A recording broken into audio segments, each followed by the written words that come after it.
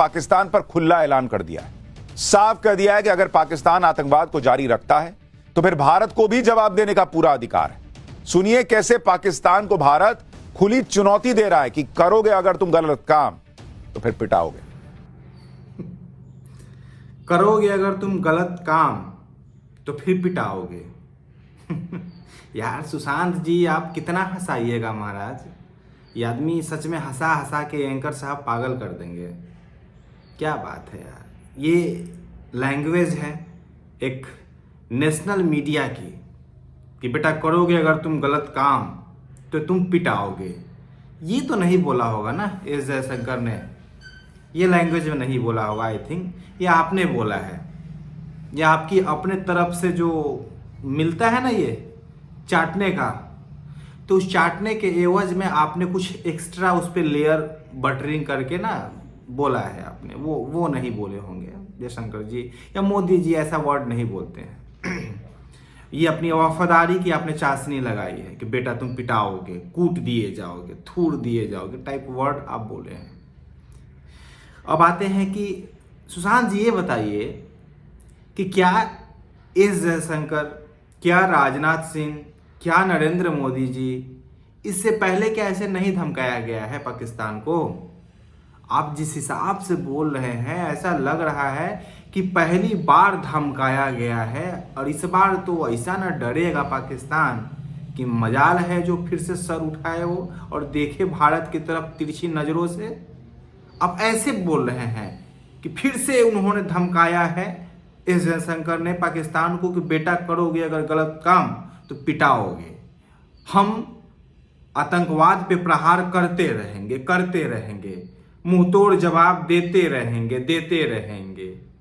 हमारे नसों में खून नहीं गरम सिंदूर दौड़ रहा है।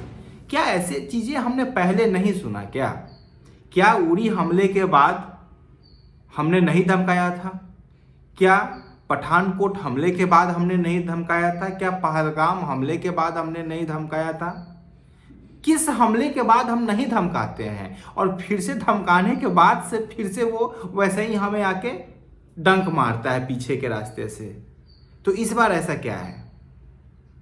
मैं ये नहीं बोल रहा है कि हम कार्रवाई नहीं कर रहे हैं। भारत जो है कार्रवाई कर रहा है और कितना कर रहा है और कितना करना चाहिए था ये अलग मैटर ऑफ द डिस्कशन हो सकता है।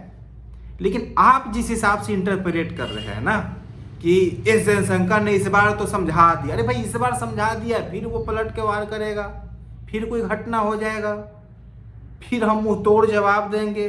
मुंह उसका पता ना टूटता है कि नहीं टूटता है, बार बार फिर उसका मुंह और पहले से बड़ा विकराल होते जा रहा है। कैसा मुंह तोड़ जवाब दे रहे हैं हम? मतलब पहली बार ऐसा नहीं हो रहा है ना सर। तो मैं वही बोल रहा हूं कि हमारे जवाब किस इंटेंशन में हो रहा है अलग मैटर हो सकता है, लेकिन आप जिस हिसाब से बोल रहे हैं तो ऐसा लग रहा है कि जयशंकर जी ने अब क्लियर कर दिया अब इसके बाद कोई घटना नहीं होगा, आतंकवादी घटना। जयशंकर जी की ये जो धमकाए हैं इसके बाद तो सारे वहाँ के जो पाकिस्तान की सरकार है सारे अपने काम धंधे बंद करके आतंकवादी कैंप बंद कर देंगे। नहीं होता है ऐसा। इससे पहले भी हमने एस जयशंकर के जो बैठे हुए हैं पावर में वो लोग बोले हैं ईंट का जवाब पत्थर से देंगे, 2 के बदले 4 सर लाएंगे, करारा जवाब देंगे, बहुत ऐसी चीजें धमका। तो क्या वो सुनता है क्या? पाकिस्तान सुनता है? नहीं सुनता है ना। अब हम बोलेंगे कि ऑपरेशन सिंदूर, आप तो बोले थे कि अभी तक आखिरी तो क्लोजिंग कमेंट यही थी ना राजनाथ सिंह जी की या फिर किसी भी ऑफिशियल स्टेटमेंट यही था इंडियन गवर्नमेंट, हमारी गवर्नमेंट का, कि ऑपरेशन सिंदूर बंद नहीं हुआ है। तो ऑपरेशन सिंदूर बंद नहीं हुआ है तो कायदे से ये तो ऑपरेशन सिंदूर के अंदर सब चीजें चलती रहनी चाहिए थी, सफाई होते रहने चाहिए थी ना। फिर हमें क्यों बोलना पड़ रहा है कि करोगे आतंकवाद तो पीटेंगे? नया से क्यों बोलना है? ऑपरेशन सिंदूर में कहाँ वो लड़के कहाँ हैं वैसे सर? जो 4-5 लड़के जो आए थे पहलगाम वाले में, कहाँ है वो लोग? दिखाई नहीं दिए। उसके बाद से पकड़ पाए क्या हम लोग? हमारे अंदर ही छुपे हुए थे, हमारे किसी चुट्टे आदमी ने छुपाया हुआ था। क्या हम पकड़ पाए उस घर के भेदिए को? और उस भेड़िए को जो पाकिस्तान से आया था, पकड़ में आया क्या? नहीं आया ना। हाफिज सईद मारा गया? नहीं मारा गया ना। अजहर मसूद मारा गया? नहीं मारा गया ना। अरे यार, हम उसके मौसा को, ओकर ममेरा भाई के, ममेरा बहिन के, चचेरा चाची के, उसको मार के हम पीठ थपथपा रहे हैं और बोलते हैं कि हमने तोप मार दिया है। कितनी बड़ी फजीयत हुई पता है सर आपको? ऑपरेशन सिंदूर के बाद जिस दबाव में ऑपरेशन सिंदूर बंद किया गया, अब बताइए, वो ट्रम्पो तो बोलबे करता था कि हम बंद कराए हैं, चाइना भी बोल रहा है कि हम बंद करवाए हैं। आप कितना भी बोलिए कि नहीं वो हमने किया था, लेकिन लोग बाग बोल रहे हैं, तो ये अपने आप में हमारी विफलता है। हमने बहुत अच्छा, क्या बोले हम, हमारी विदेशी संबंध बहुत अच्छा बनाए हैं, मोदी जी ने बहुत अच्छा बनाए हैं। एक आदमी, एक देश बता दीजिए जो ऑपरेशन सिंदूर के टाइम में सामने से बोला था कि हम पाकिस्तान के इस घोर कृत्य का निंदा करते हैं। पाकिस्तान वर्ड किसने यूज किया? किस कंट्री ने यूज किया कि हम पाकिस्तान के द्वारा किए गए इस अभत्स घटना का निंदा करते हैं और हम भारत के साथ हैं। उसके कार्रवाई में भारत जितना सहायता चाहेगा, जब तक चाहेगा, मैं भारत को देता रहूंगा, क्योंकि हमारे संबंध मोदी जी से बहुत अच्छे हैं। एक देश बता दीजिए, एक देश। किसी ने नहीं किया सर, किसी ने नहीं किया। क्या आपने दिखाया इस चीज को न्यूज चैनल पे?